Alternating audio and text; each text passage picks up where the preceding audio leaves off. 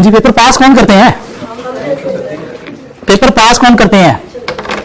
जिनके अंदर जब वो पेपर देने जा रहे होते हैं तो कॉन्फिडेंस होता है कि ये हो जाएगा। वो कॉन्फिडेंस कब आता है?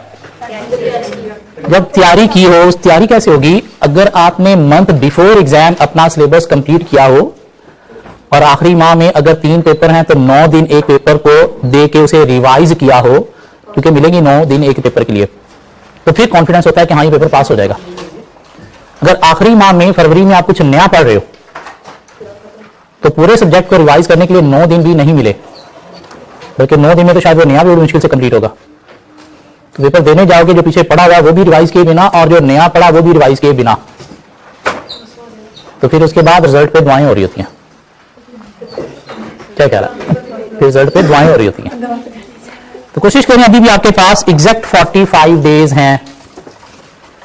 जो सिलेबस बाकी रहता है वो तो क्लास में मास्टर करवा देगा, लेकिन जो पीछे वाला है वो इन 45 डेज में कैसे कवर करना है, ये चीज बैठ के सोचना है आपको।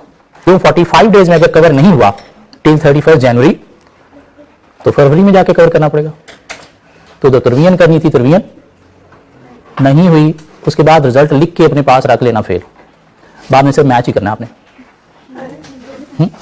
क्या करना करके देख लो। लेकिन ये हकीकत है, जो पेपर पास करते हैं उनसे पूछना कैसे करते हैं, या आपने अगर कोई पास में पास किया है तो उसकी अपनी रूटीन देख लो कैसे किया। जो फेल किया है उसको भी थोड़ा सा ऑब्जर्व कर लो कि क्या मैंने रिवीजन की थी प्रॉपर, क्या आखिरी माह में सिर्फ रिवीजन ही चल रही थी, कुछ नया तो नहीं चल रहा था। और अगर रिवीजन नहीं चल रही थी, कुछ नया चल रहा था, तो पेपर फेल होना ही बनता था। और अगर अभी भी नहीं सीखा तो फिर ये सेमेस्टर भी ट्राई करके देख लो। ये 45 डेज भी गए। ये 45 डेज आपकी जिंदगी के लिए बड़े औखे दिन है और बड़े इंपॉर्टेंट डेज है आपकी जिंदगी के लिए। क्यों? एक सीए स्टूडेंट्स की जिंदगी तब बनती है जब वो 1 साल में 6 पर्चे पास करता है। 1 साल में 6 पर्चे पास नहीं हुए तो फिर देखो कितनी अटेम्प्ट्स लगती हैं, और फिर सीए होता है, आप किस फर्म में जाते हो और आगे क्या हालात बनते हैं वो शायद अभी आप रियलाइज नहीं कर सकोगे। इसलिए 45 डेज अगर 3 पर्चे हैं तो इनको कवर करने के लिए बड़े इंपॉर्टेंट हैं। ये 45 डेज आपको अपनी जिंदगी थोड़ी बदलना पड़ेगी। Every day should be a study day. Every day should be a study day. No Sunday, no Monday, no Tuesday, every day should be a study day. 45 days में आपको सिलेबस कंप्लीट करना है, ताकि फरवरी में 3 पेपर हैं तो 28 दिन का फरवरी है। कितने दिन का? 28 दिन का, 31 का नहीं है। कितने एक सब्जेक्ट के लिए डेज बनेंगे? 9, एक को 10 मिल जाएंगे। क्या कहला? प्लीज अपनी रूटीन को कोशिश करें अगर थोड़ा सा बदलने ये आने वाले 45 डेज, तो उसके बाद वाली जिंदगी बड़ी आसान हो सकती है। 45 डेज कोशिश करो मोबाइल का स्विच ऑफ करना सीखो, इंटरनेट को कभी बंद करना सीखो, हर वक्त सोशल मीडिया पे अवेलेबल रहना अवॉइड करना सीखो, पढ़ते हुए मोबाइल को साइलेंट विदाउट वाइब्रेशन करके बैग की पॉकेट में डाल के फिर पढ़ना सीखो। ये जो पढ़ते हुए भी सामने आपके मोबाइल होता है, मेरी समझ से बाहर है क्यों होता है, इतनी इंपॉर्टेंट क्या चीज इसमें आनी है कि आपको मोबाइल सामने ही रखना है। हाँ, इतनी क्या इंपॉर्टेंट चीज है जो आपकी स्टडी से ज्यादा इंपॉर्टेंट है, सीए से ज्यादा इंपॉर्टेंट है, तो फिर शायद ये आप गलत कर रहे हो। ये छोड़ के उसे ही इंपॉर्टेंस देनी चाहिए जो चीज इंपॉर्टेंट है। 45 डेज बहुत इंपॉर्टेंट हैं अगर ये अटेम्प्ट में 2-3 जितने भी पर्चे हैं वो पास करने हैं तो। चैप्टर 11 में वापस आगे सोर्सेज ऑफ फाइनेंस पढ़ रहे थे हम। सोर्सेज ऑफ फाइनेंस, कुछ फैक्टर्स हम पढ़ चुके हैं कि कौन सा सोर्स हमें चूज करना चाहिए। क्या ख्याल है? 2 मेन सोर्सेज हैं। इक्विटी की हम बातें कर चुके हैं, क्या चाहते हैं इक्विटी होल्डर्स, और 2 तरह के हो सकते हैं, ऑर्डिनरी शेयर होल्डर हो सकते हैं, रेफरेंस शेयर होल्डर हो सकते हैं। दोनों में डिफरेंस क्या है हम कवर कर चुके हैं। इसके अलावा हम मेथड्स ऑफ फ्लोटिंग कवर कर चुके हैं, मेथड्स ऑफ फ्लोटिंग, और यहां पे इक्विटी हमारा खत्म हो गया था। फिर हम चले गए डेट में, और डेट हमने देखा जी शॉर्ट टर्म भी होते हैं, लॉन्ग टर्म भी होते हैं, शॉर्ट टर्म क्या होते हैं, बैंक ओवरड्राफ्ट होता है, टी बिल्स होते हैं, कमर्शियल पेपर होता है, ट्रेड क्रेडिट होता है। ट्रेड क्रेडिट के कुछ फायदे भी होते हैं। और कुछ short term, CD certificate of deposit. ठीक हो गया। कुछ 4-4, 5-5 कैरेक्टरिस्टिक्स हमें लिखनी आनी चाहिए। नोट्स अब मैंने कल आपको कुछ नए दिए हैं, उनमें मैंने डिटेल को थोड़ा और शॉर्ट कर दिया है जितना को पॉसिबल हो सकता था। पूरी लाइन को हाफ लाइन में कन्वर्ट कर दिया। ठीक हो गया। जो आपने फोटो कॉपियर से अब तक लिए थे उनमें थोड़ी डिटेल ज्यादा है। अब आपको कुछ सॉफ्ट कॉपी मैंने रात को शेयर किया, उसमें डिटेल और शॉर्ट कर दिया। इसकी एडवांटेज भी आधी लाइन के बना दिए, 3-3 लाइनों के अब नहीं रहे। लॉन्ग टर्म डेट की बात करें तो क्या है हमारे पास, बैंक लोन है, लोन नोट है, डिवेंचर है, बॉन्ड है, यूरो बॉन्ड है, लीजेस है, बॉन्ड में रिडीमेबल भी है, इरिडीमेबल भी है, इसके अलावा कन्वर्टिबल बॉन्ड भी है, इसके अलावा हाइब्रिड बॉन्ड भी है, इसके अलावा वारंट भी है, और बस है लोन स्टॉक, वही लोन नोट। ठीक हो गया। What is the difference between bank loan and loan note? What is the difference between bank loan and loan note? Bank loan fix होता है, जिस बंदे ने लिया है वो ऑनरशिप आगे ट्रांसफर नहीं कर सकता, इसको ट्रेड नहीं कर सकता, बेच नहीं सकता। लोन नोट एक कागज का टुकड़ा है, जिसने लिया है वो आगे ट्रांसफर कर सकता है, बेच सकता है। क्या कह रहा है? बैंक लोन की टर्म्स फ्लेक्सिबल होंगी। आप फिक्स रेट पे भी जा सकते हो, फ्लोटिंग रेट पे भी जा सकते हो, टाइम पीरियड कम ज्यादा कर सकते हो। क्या कह रहा है? टाइम पीरियड कम ज्यादा करने से बैंक को आप निगोशिएशन के थ्रू इंटरेस्ट रेट भी कम करवा सकते हो। हाँ, जबकि लोन नोट जितने का इश्यू हुआ है, जितने टाइम पीरियड के लिए इश्यू हुआ है वैसे ही चलेगा, इंटरेस्ट रेट उस पे जो है उसी पे ही चलेगा, मीन उसमें फ्लेक्सिबिलिटी नहीं है, टर्म्स क्या है, फिक्स है। क्या कह रहा है? बैंक लोन आप ले रहे हो तो ये मामला है आपके और बैंक के बीच में बस, और बैंक सारी दुनिया को नहीं बताएगा कि मैंने इसे कर्जा दिया हुआ। मीन इसमें आपकी इंफॉर्मेशन कॉन्फिडेंशियल रहेगी। जबकि लोन नोट कहां से बाय कर रहे हो? मार्केट से बाय कर रहे हो।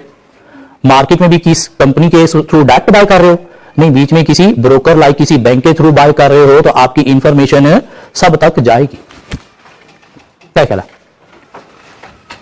बैंक लोन, बैंक से आप लोन लेने जाते हो तो बैंक वाले नखरे करते हैं कि सिक्योरिटी दिखाएं जी कितनी है, अपनी औकात दिखाएं, गियरिंग दिखाएं कितनी है, नहीं हमें अपनी करंट रेशियो बना के दें, नहीं हमें अपनी पिछली 5 सालों की फाइनेंशियल स्टेटमेंट्स दें, हम अपनी आपकी प्रॉफिटेबिलिटी, आपकी सेल्स देखेंगे तो फिर लोन अप्रूव करेंगे।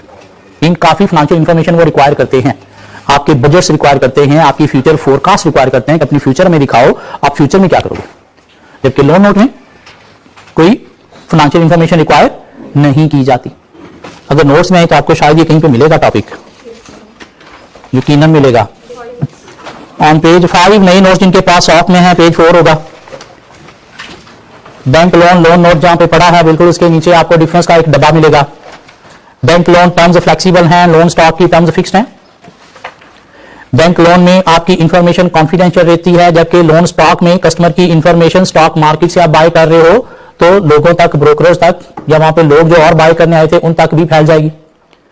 बैंक लोन फौरन मिल जाता है। क्या ख्याल है? जबकि लोन स्टॉक में इशू करना पड़ते हैं आपको, स्टॉक मीन इंस्ट्रूमेंट इशू होंगे तो फिर आपको पैसा मिलेगा। बैंक लोन की कॉस्ट लो है, जबकि लोन स्टॉक के थ्रू कंपनी ने अगर लोन लेना है तो मार्केटिंग वगैरह करना पड़ेगी, ब्रोकर को कमीशन देना पड़ेगी, तो उसकी इशू कॉस्ट क्या होगी? हाई होगी। बैंक लोन में रिस्ट्रिक्शंस हैं कि आपको कोलेक्टर बोले तो सिक्योरिटी देनी है, कुछ कॉविनेट्स को अटैच होती हैं वो मीट करनी है, जबकि लोन नोट में ऐसा कोई सिक्योरिटी, कोई कोलेक्टरल, इतनी रिस्ट्रिक्शंस नहीं है। बैंक लोन लेते वक्त फाइनेंशियल इंफॉर्मेशन बहुत सारी रिक्वायर करता है बैंक, जबकि लोन नोट में कोई इतनी फाइनेंशियल इंफॉर्मेशन रिक्वायर नहीं करता। तो एक टेबल डिफरेंस का हमें लर्न करना है, एक दफा रीड करके हाथ से पहले 5-6 हेडिंग्स हैं वो लिखनी है, फिर दोबारा रीड करना है, क्यों अब हेडिंग दिमाग में आ गई तो अब डिफरेंशिएट करना दिमाग में इजीली बैठ जाएगा, दोबारा रीड करना है दोनों कॉलम्स को और उसके बाद हाथ से लिखना है, बीच में 2 पॉइंट नहीं लिखे जाएंगे, उनको फिर देखना है और लिखना है, और यूं क्या हुआ, लर्न हो गया।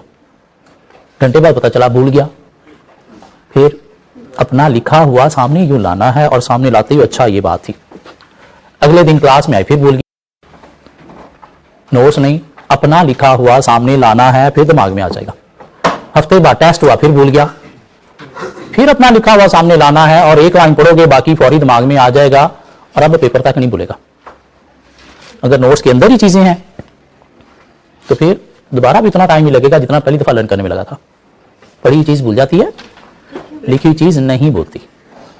ये जो हाथ है ये चलने से या हाथ में इवन पेन आने से दिमाग के दरवाजे खुल जाते हैं।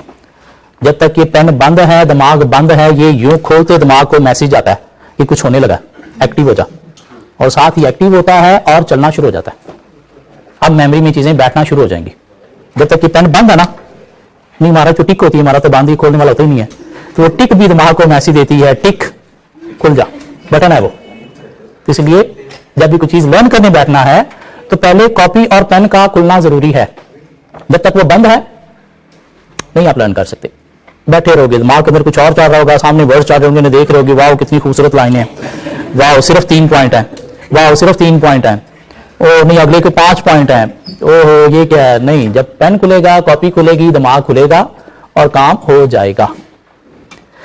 जिससे आगे अगर चले, यूरो बॉन्ड, लीजीज हम कवर कर चुके, लीजीज को डिफरेंशिएट कर चुके, वारंट, हाइब्रिड, कन्वर्टिबल बॉन्ड हम कवर कर चुके, overdraft, CD, treasury bills, trade credits के एडवांटेज, कमर्शियल पेपर, डेट के फैक्टर्स, डेट के फायदे नुकसानात इन्वेस्टर के लिए, कंपनी के लिए, कौन सा सोर्स ऑफ फाइनेंस चूज करना है डिपेंड करता है कुछ फैक्टर्स पे, कौन सा डेट चूज करना है डिपेंड करता है बेनिफिट्स ऑफ इन्वेस्टमेंट से, कि फाइनेंस लेके पैसा लेके हम कहां पे लगा रहे हैं, ऐसे एसेट पे लगा रहे हैं जहां से बेनिफिट लॉन्ग पीरियड में मिलना है तो हमें लॉन्ग टर्म डेट पे जाना है, और अगर ऐसे एसेट पे लगा रहे हैं जहां पे बेनिफिट शॉर्ट पीरियड में मिलना है तो फिर हमें शॉर्ट टर्म डेट पे जाना है। इसे आगे चलें तो उसने कहा जी bond, loan note, debenture, loan stock, commercial paper, ये सारे मिलती जुलती चीजें हैं, ऐसी है। क्या ख्याल है? पार वैल्यू पे इशू होते हैं, इंटरेस्ट भी इन पे देना पड़ता है, मार्केट में ट्रेड भी हो सकते हैं, इंटरेस्ट रेट फिक्स फ्लोटिंग भी हो सकता है, रिडीमेबल इरिडीमेबल भी हो सकते हैं। Market value of loan stock कैसे निकालनी है हम ऑलरेडी सीख चुके हैं। क्या ख्याल है? Present value of interest plus present value of redemption value, ठीक है मार्केट वैल्यू। क्या ख्याल है? किसी डेट की मार्केट वैल्यू निकालनी है तो कैसे निकालेंगे? Present value of interest plus present value of redemption. Present value of interest के लिए हमने एंटी फैक्टर अप्लाई कर दिया था, क्या ख्याल है? और रिडम्पशन वैल्यू की हमने डिस्काउंटिंग कर दी थी इतनी ईयर्स पे। चार्ज फिक्स होता है, फ्लोटिंग होता है, ये भी हम कवर कर चुके हैं। डीप कंपाउंड बॉन्ड जो पार वैल्यू पे रिडीम होंगे या डिस्काउंट पे इश्यू होंगे, बीच वाला डिफरेंस क्या है? इंटरेस्ट है।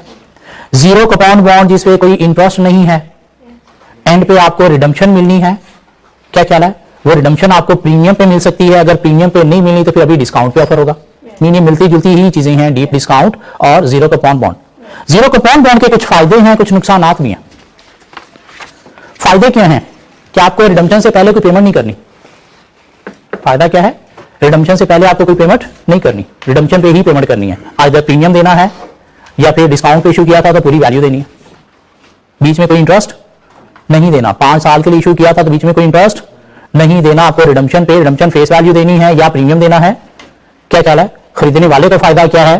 पैसा देने वाले को क्या फायदा है कि अभी डिस्काउंट पे इशू हुआ है तो डिस्काउंट और रिडम्पशन वैल्यू का डिफरेंस उसका फायदा है, वो इंटरेस्ट होगा, उसे हम इंटरेस्ट कहेंगे, लेकिन वो इंटरेस्ट चार्ज नहीं हो रहा। ठीक हो गया?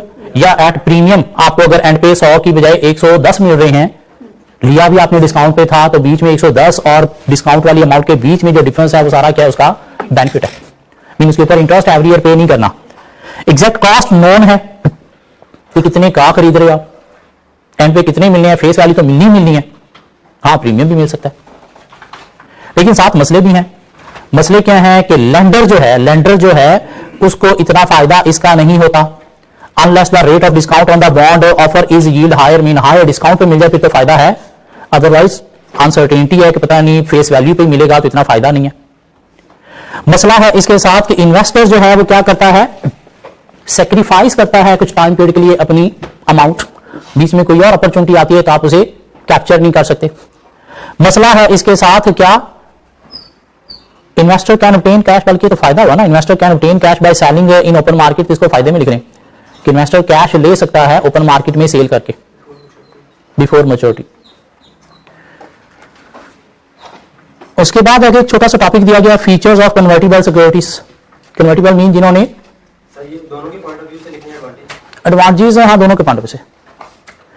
जिस convertible securities mean convertible bond के फीचर्स क्या हैं, कैसे ये वर्क करते हैं, कि इशू होता है ये एट फेस वैल्यू या पार वैल्यू, क्या ख्याल है, और एट रिडम्पशन आपके पास ऑप्शन है कि आप क्या ले सकते हो, शेयर्स ले सकते हो या फिर फेस वैल्यू ले सकते हो। साथ आपको क्या मिलेगा, ड्यूरिंग टर्म इंटरेस्ट भी मिलेगा, और जो इंटरेस्ट इसका होता है वो मार्केट रेट से कम होता है। कन्वर्टिबल बॉन्ड का rate, coupon rate market rate से कम होता है। क्यों, उसमें अट्रैक्शन क्या है कि आपको फ्यूचर में शेयर मिल सकते हैं। शेयर कितने मिलेंगे at the time of issue fixed decided होते हैं, क्या क्या। सो कन्वर्जन रेट क्या होगा वो डिपेंड करेगा तब की शेयर की मार्केट वैल्यू पे, लेकिन अभी करंटली जो है कम ही होगा डेट की अमाउंट से, लेकिन फ्यूचर में डिटरमाइन होगा कैसे, मार्केट वैल्यू पर शेयर जो होगी उसके accordingly conversion rate. Conversion value इसमें कैसे निकलती है, उसके लिए एक फार्मूला यूज होता है। क्या फार्मूला है, number of shares into market value of date divided by share in 1 unit. Mean कितने शेयर्स मिलेंगे उस वक्त मार्केट वैल्यू जो है वो क्या होगी, तो इसे आप क्या निकालते हो, कन्वर्जन वैल्यू। और अगर मार्केट वैल्यू ऑफ डेट और कन्वर्जन वैल्यू के बीच में डिफरेंस हो तो उसे नाम दिया जाता है कन्वर्जन प्रीमियम का।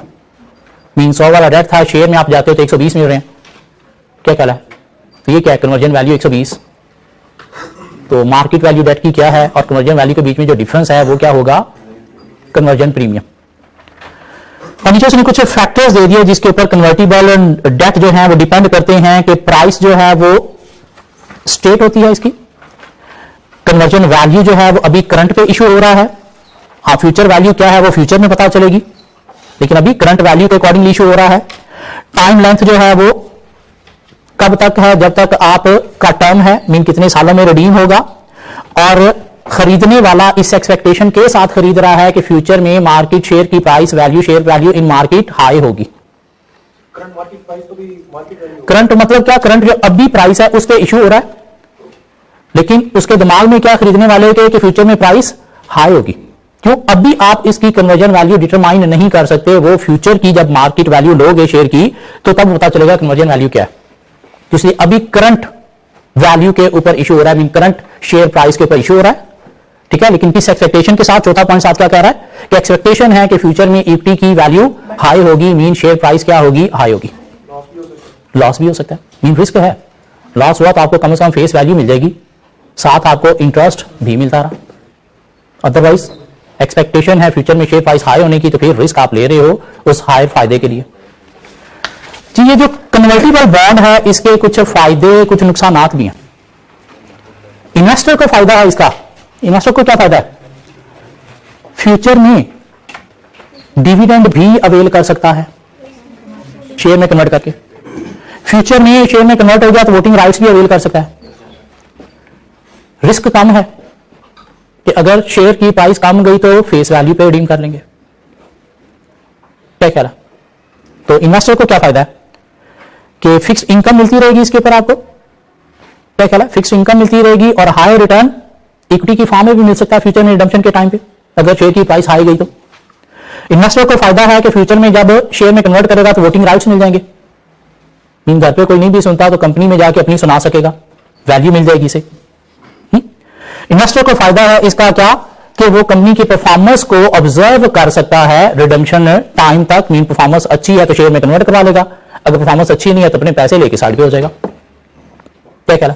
तो इन्वेस्टर को फायदा है, एक फिक्स रिटर्न भी मिलता रहेगा और फ्यूचर में इक्विटी में कन्वर्ट भी हो जाएगा, फ्यूचर में वोटिंग राइट्स भी मिल जाएंगे, और साथ कंपनी की परफॉर्मेंस को ऑब्जर्व भी कर सकता है कंपनी का शेयर होल्डर बनने से पहले। लेकिन नुकसान भी है, क्या होगा, जब शेयर में कन्वर्ट होगा तो नंबर ऑफ शेयर्स बढ़ेंगे, नंबर ऑफ शेयर बढ़ेंगे तो ईपीएस कम हो जाएगी। सिर्फ ईपीएस ही नहीं, डिविडेंड पर शेयर भी कंपनी का कम हो जाएगा। नुकसान है क्या कि कंपनी की कंट्रोलिंग पावर जो है वो एग्जिस्टिंग शेयर होल्डर की कम हो जाएंगी। एग्जिस्टिंग इन्वेस्टर जो हैं उनकी exercising power mean voting power जो है वो कम हो जाएंगी। क्यों? नंबर ऑफ शेयर्स बढ़ने से शेयर होल्डर्स की परसेंटेज कम हो जाएगी। होल्डिंग की परसेंटेज कम होना मीन 52% हो तो आप पेरेंट कंपनी हो, ये सब्सिडरी है कंपनी आपकी, और अगर 50 से कम चलेगी तो फिर आप होल्डर नहीं हो उतनी डिसीजन मेकिंग के। क्यों? अभी आपकी सब्सिडरी नहीं रही। सब्सिडरी के लिए मोर देन 50% होल्डिंग आपके पास होना जरूरी है। एक कंपनी आपकी सब्सिडरी होती है, सब्सिडरी मीन उसके मेजर डिसीजन पे आपका इंफ्लुएंस होता है। अगर आपके पास मोर देन 50% होल्डिंग है, हाँ 50% से कम होल्डिंग है तो फिर डिसीजन मेकिंग पे आपका इतना इंफ्लुएंस नहीं है। नुकसान है इसका इन्वेस्टर को क्या? इन्वेस्टर को नुकसान है क्या कि रिस्की इन्वेस्टमेंट भी हो सकती है। मीन फ्यूचर पे अगर शेयर की चलेगी तो फिर फायदा कुछ नहीं हुआ। आपने मार्केट रेट से कम रेट लिया, रेट आपने क्या लिया? मार्केट रेट से कम लिया ना। क्यों? कन्वर्टिबल बॉन्ड क्या होता है? इश्यू होता है at a rate low then market rate, और उसके अंदर चार्म क्या है कि फ्यूचर में शेयर्स में कन्वर्ट होगा।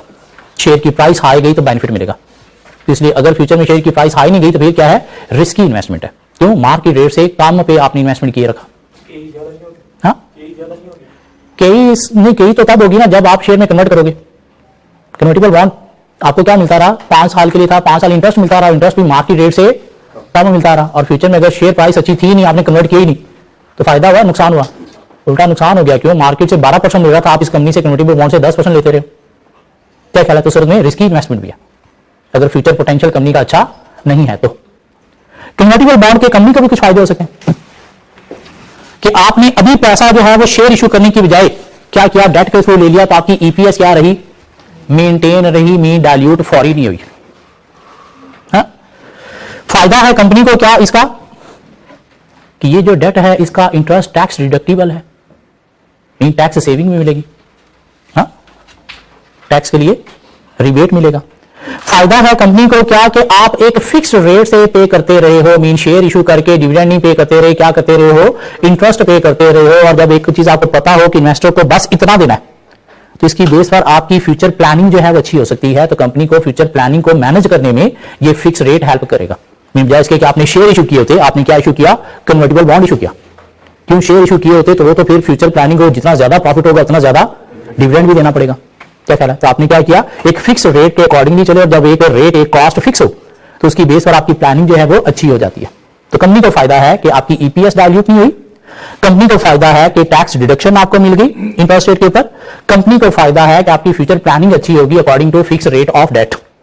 कंपनी को फायदा है इसका क्या फायदा है कि जब रिडीम होगा और अगर शेयर में रिडीम होगा तो आपको कैश वापस नहीं देना पड़ेगा। और ज्यादातर होते ही कन्वर्टिबल बॉन्ड क्या है कि शेयर में कन्वर्ट होंगे। खरीदने वाला लोअर रेट पे ले ही इसलिए रहा है कि उसने फ्यूचर में शेयर में कन्वर्ट करना है। क्योंकि फ्यूचर में शेयर में कन्वर्ट करना ही नहीं है तो आप बड़े पागल के बच्चे होगे कि मार्केट रेट से लो रेट पे आप बॉन्ड ले लोगे कंपनी से। क्या ख्याल है? तो ज्यादातर कन्वर्ट होते हैं शेयर में। क्यों? इन्वेस्टर इन्वेस्टमेंट ही इसलिए कर रहा है। तो कंपनी को फायदा क्या हुआ कि ऑन रिडम्पशन आपको कैश वापस नहीं देना, वो आपने पीछे रिडम्पशन पीरियड में एंजॉय कर लिया, अब शेयर ही देंगे। तो रिडीमेबल डेट का फायदा है कंपनी को ईपीएस डाइल्यूट नहीं हुई, टैक्स रिबेट मिलेगा आपको इंटरेस्ट के ऊपर, financial planning according to fix rate अच्छी हो सकती है, और रिडम्पशन पे आपको कैश पे नहीं करना पड़ा।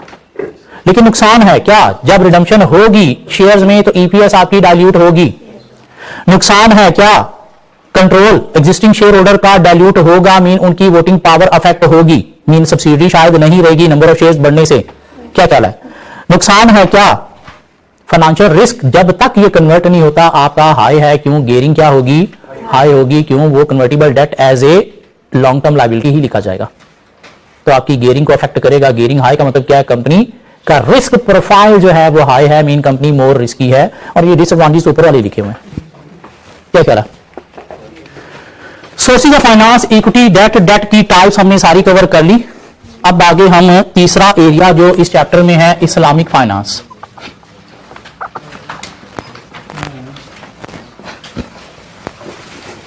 इस्लामिक फाइनेंसिंग क्या है? ये फाइनेंसिंग चलेगी according to sharia law. Sharia law क्या कहता है? रिबा बोले तो इंटरेस्ट इज हराम, अलाउड नहीं है इंटरेस्ट या रिबा। शरिया लॉ क्या कहता है कि जो भी ट्रेड होगी वो एसेट रिलेटेड होगी, मीन जितनी भी ट्रांजैक्शन होंगी उनके अंदर किसी एसेट का इन्वॉल्व होना जरूरी है। हवा में ट्रांजैक्शंस नहीं होंगी, किसी एसेट का फिजिकली होना जरूरी है, हवा में ट्रांजैक्शंस नहीं होंगी। मेरी भैंस जो है वो बछड़ा देने वाली है, तो आपने कहा वो बछड़ा मैं खरीदता हूं आपसे, क्या वो फिजिकली एसेट अभी है? नहीं। बछड़ा जिंदा होगा, मरा हुआ होगा, नहीं पता। कब होगा नहीं पता। तो ये ट्रांजैक्शन नहीं होगी जब तक वो बछड़ा पैदा नहीं हो जाता। एसेट रिलेटेड ट्रांजैक्शन होगी, क्योंकि एसेट होना जरूरी है। Making money with the use of money allow नहीं है। कुछ इलीगल एक्टिविटीज लाइक नशा आवर चीजें, गैम्बलिंग, इनमें पैसा इन्वेस्ट करना अलाउ नहीं है। मीन हलाल जो मीन्स ऑफ बिजनेस है उनसे पैसा कमाना अलाउ है, हराम मीन्स ऑफ बिजनेस से पैसा कमाना अलाउ नहीं है। ये क्या है? शरिया लॉ की छोटी छोटी चीजें। मीन रिबा, इंटरेस्ट, सूद हराम है, अलाउड नहीं है। ट्रेड ट्रांजैक्शन जितनी भी होंगी वो एसेट से रिलेटेड होंगी, मीन एसेट होना चाहिए इसमें इन्वॉल्व, हवा में ट्रांजैक्शन नहीं होंगी। और साथ हलाल मीन्स ऑफ बिजनेस में इन्वेस्टमेंट अलाउड है, हराम मीन्स ऑफ बिजनेस में इन्वेस्टमेंट अलाउड नहीं है। अब इस्लामिक फाइनेंसिंग के हमारे पास कुछ डिफरेंट टाइप्स हैं। मुदारबा, मुशारिका, इजारा,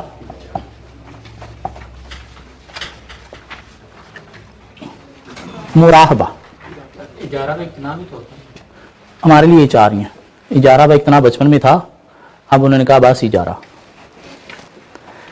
मुराहबा क्या है? एक पार्टनरशिप एग्रीमेंट है। एक पार्टनरशिप एग्रीमेंट है जिसमें एक बंदा पैसे दे रहा है, जिसको नाम दिया जाता है रब्बुल माल।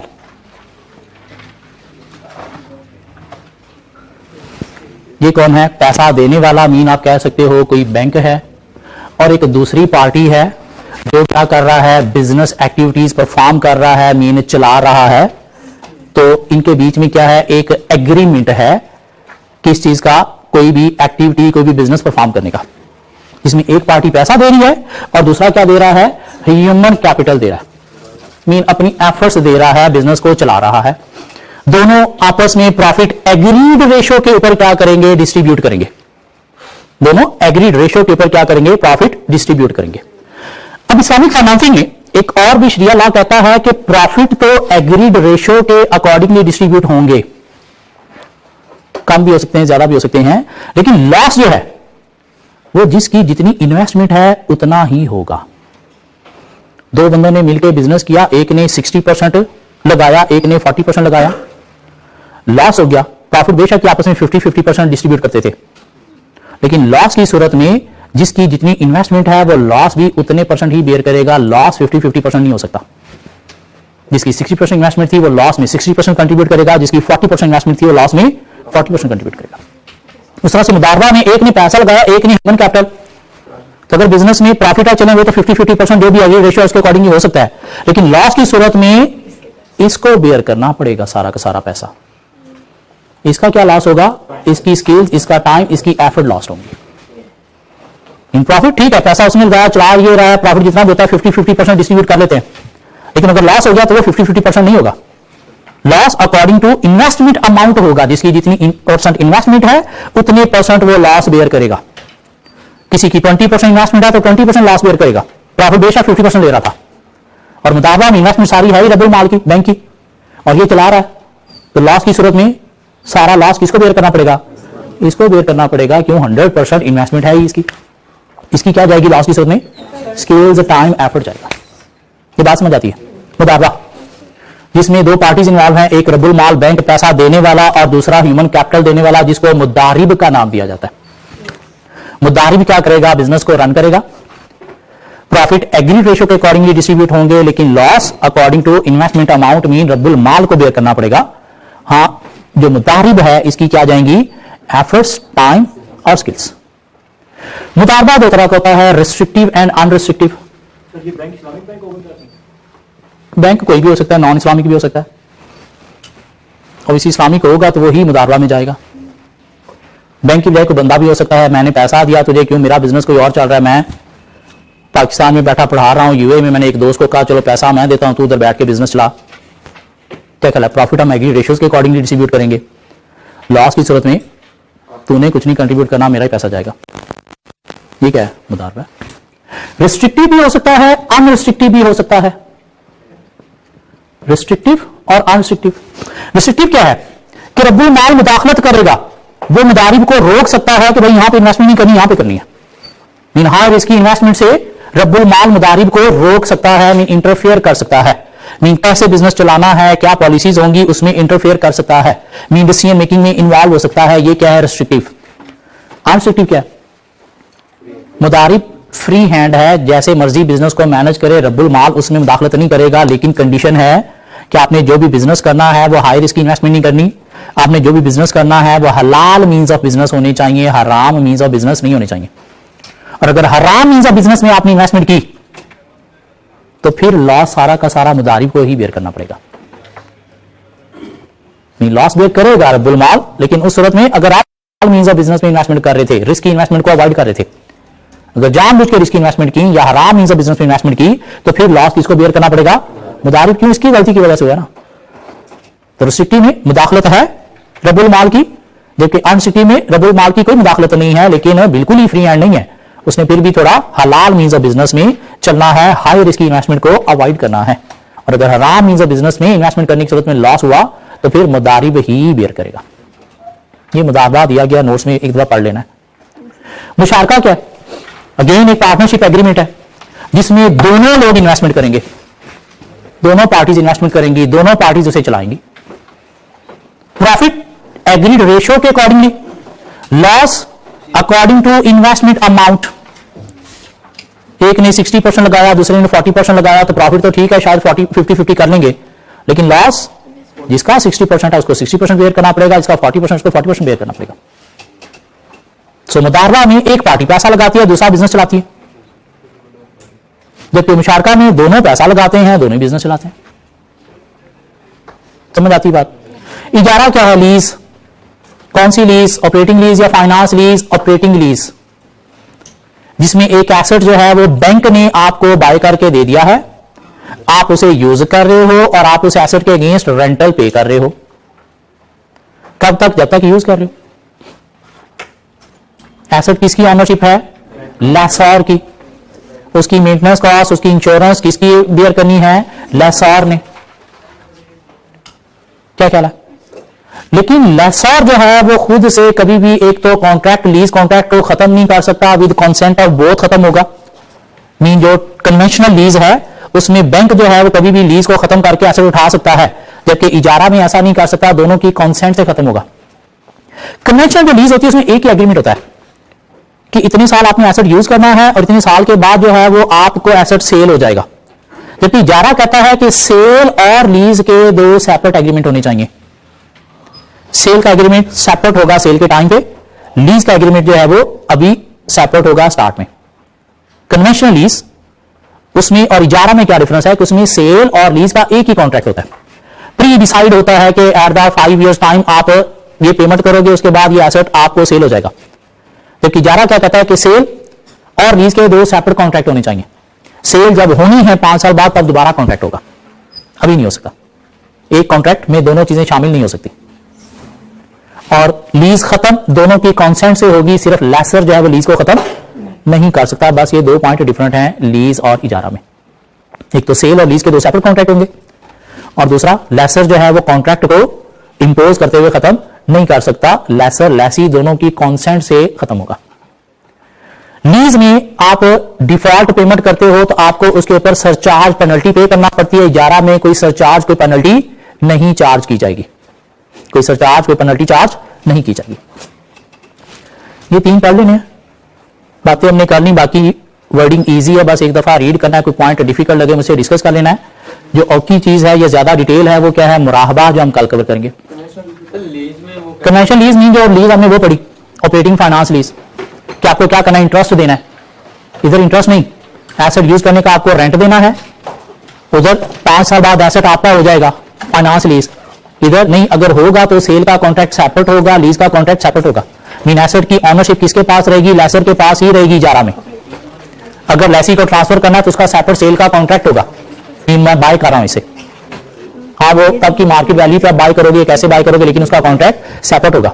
उधर इंटरेस्ट आप नहीं पे करते लीज में तो आपको पेनल्टी चार्ज की जाती है, इसमें कोई पेनल्टी नहीं होगी। उधर लेसर जब चाहे लीज कॉन्ट्रैक्ट को खत्म कर सकता है, इधर म्यूचुअल कंसेंट से खत्म होगा, लेसर जो है वो खत्म नहीं कर सकता। हाँ कन्वेंशनल में लेसर खत्म कर सकता है, उसके पास राइट है कि वो कभी भी लीज कॉन्ट्रैक्ट को खत्म कर सकता है, उसकी कोई रीजन देगा, जबकि इसमें नहीं कर सकता। दोनों की रीजन आपने पेमेंट ऑन टाइम नहीं की, आप एसेट की तोड़फोड़ कर रहे, तो उसने कहा मेंटेनेंस कॉस्ट मुझे बहुत ज्यादा पड़ रही है भाई, बस मैंने नहीं आप लीज पे देना, वो फिर सेटल होंगी ना आपस में, लेकिन उसमें इंटरेस्ट भी है। इधर इंटरेस्ट नहीं है, क्या है, रेंट है। क्या क्या नहीं, मेन दो डिफरेंस है कि उसमें एक ही कॉन्ट्रैक्ट होता है लीज का और सेल का, इसमें दो होने चाहिए। उसमें लेसर कभी भी लीज कॉन्ट्रैक्ट को खत्म कर सकता है, इधर नहीं, उसमें पेनल्टी होती है लेट पेमेंट के ऊपर, इसमें कोई पेनल्टी चार्ज नहीं की जाएगी। मेन फायदा नहीं उठाया जाएगा किसी की मजबूरी का। क्या क्या फाइनेंस लीज इस्लाम में अलाउ नहीं है, हाँ इजारा की फार्म में अलाउ है, अगर सेल और लीज के दो सेपरेट कॉन्ट्रैक्ट कर लो तो। सर वो बहुत कुछ कर रहे हैं, वो काम को इधर से पकड़ने की बजाय बस सिर्फ इधर से पकड़ रहे हैं। एक बैंक कहता है मेरे पास पैसे रखवाओ, मैं आपको 10% इंटरेस्ट दूंगा। एक बैंक कहता है आप मेरे पास पैसे रखवाओ, इंशाल्लाह अगर अल्लाह ने चाहा तो मैं आपको उस पर 10% प्रॉफिट दूंगा। This Islamic finance. हाँ ये डिफरेंस है। एक बैंक कहता है ये मैं आपको एसेट दे रहा हूं, मैं इस पर इतने % इंटरेस्ट चार्ज करूंगा, और वो इंटरेस्ट की पेमेंट जैसे जैसे आगे रीपेमेंट आप ज्यादा करोगे तो इंटरेस्ट कम होता चला जाएगा। लीज आपने R2 में पढ़ा, इंटरेस्ट की पेमेंट और रेंटल कम होता चला जाता है। क्या ख्याल है? एक बैंक कहता है कि मैं आपको एसेट दे रहा हूं और इस पे रेंट चार्ज करूंगा। रेंट फिक्स रहता है या चेंज हो जाता है? वो तो फिक्स होता है, बल्कि टाइम बढ़ने के साथ बढ़ता है इन्फ्लेशन की वजह से। लेकिन वो जो इस्लामिक वाले दे रहे हैं उनका भी रेंट एंड पे कम हो रहा होता है। क्यों? कैलकुलेशन इंटरेस्ट की तरह ही हो रही थी।